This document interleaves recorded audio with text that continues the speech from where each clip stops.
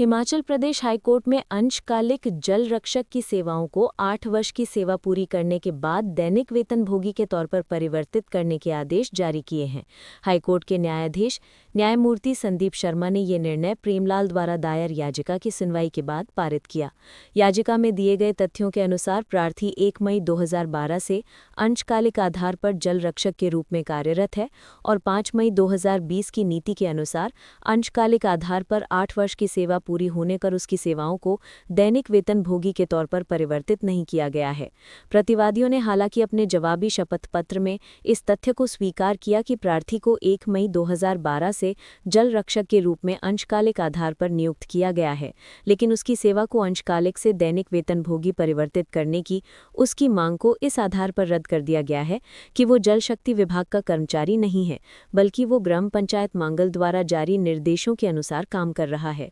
अंशकालिक आधार पर जल रक्षक के पद पर प्रार्थी की नियुक्ति ग्राम पंचायत मांगल और जल शक्ति विभाग के बीच हुए समझौता ज्ञापन के अनुसार है, जिसके तहत ग्राम पंचायत मांगल के अधिकार क्षेत्र में आने वाले कई गांवों में पानी के वितरण या आपूर्ति की निगरानी के लिए कई व्यक्तियों को तैनात किया गया है। इसमें कोई विवाद नहीं है कि मानदेय, जिसे अब बढ़ाकर 5600 रुपये प्रतिमाह कर दिया गया है, वो जल शक्ति विभाग द्वारा दिया जा रहा है। इसमें भी कोई विवाद नहीं है कि ग्राम पंचायतों, पंचायत समितियों और जिला परिषदों के सभी अंशकालिक कर्मचारियों को अंशकालिक कर्मचारियों की सेवाओं को दैनिक वेतनभोगी में परिवर्तित करने और नियमितीकरण की अधिसूचना या नीति के अनुसार लाभ दिया गया है।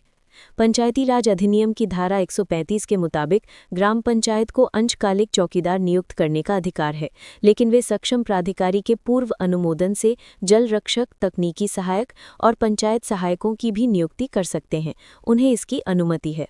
कोर्ट ने प्रार्थी की दलीलों पर सहमति जताते हुए याचिका को स्वीकार कर लिया है। प्रतिवादियों को निर्देश दिया है कि वे प्रार्थी की सेवाओं को 5 मई 2020 की नीति के अनुसार अंशकालिक से दैनिक वेतनभोगी में तत्काल 8 सप्ताह के भीतर परिवर्तित करें। इसके साथ ही कोर्ट ने स्पष्ट किया कि वो नियत तिथि से अपनी सेवाओं को अंशकालिक से दैनिक वेतनभोगी में परिवर्तित करने के कारण याचिकाकर्ता किसी भी वित्तीय लाभ का हकदार नहीं होगा, लेकिन नियत तिथि से उसकी वरिष्ठता नियमितीकरण के उद्देश्य से सुरक्षित रहेगी, जिसका दावा वो बाद में राज्य सरकार द्वारा बनाई गई नियमितीकरण की नीति के अनुसार कर सकता है।